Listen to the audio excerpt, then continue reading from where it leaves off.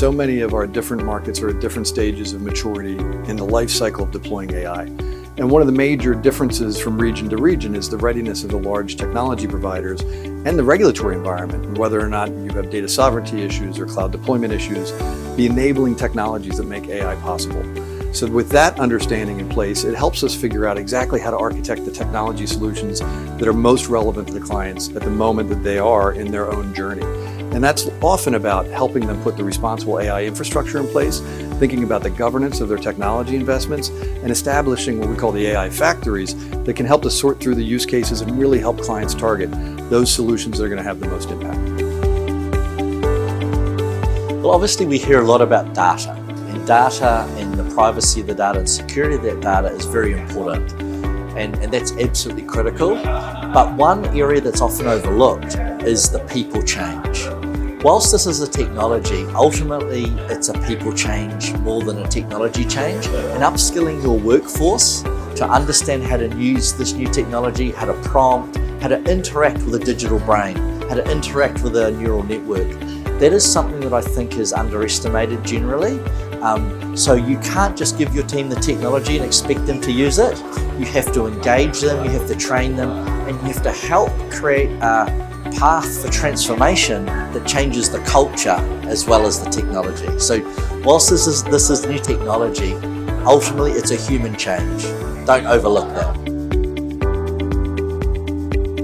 Every once in a while, a technology like Gen AI comes to fruition, where the excitement and the opportunity and the promise lives up to short-term expectations. And I think Gen AI is one of those.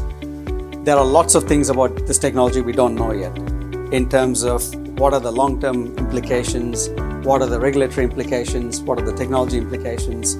But given that there's short-term benefits to be gained, my recommendation is we start now. Because while waiting for all these questions to be answered 6 months, 12 months from now, if you want to start using it then, there's a huge learning curve of how you use these technologies. We need to start using it today to get comfortable with it, to drive it for the things that it's meant to drive. Then there are a lot of things it doesn't do. So it's very good with content. Let's start using it for that, while the other regulatory frameworks, risk frameworks are being finalized, and then we can start to look at what the longer term implications are. First of all, the business player need to identify the real use case. Do a proper analysis on the risk assessment, what's going to impact the customer or it's going to impact the internal. And after that, you need to understand the use case and engage the proper people that actually can help you in engaging this product.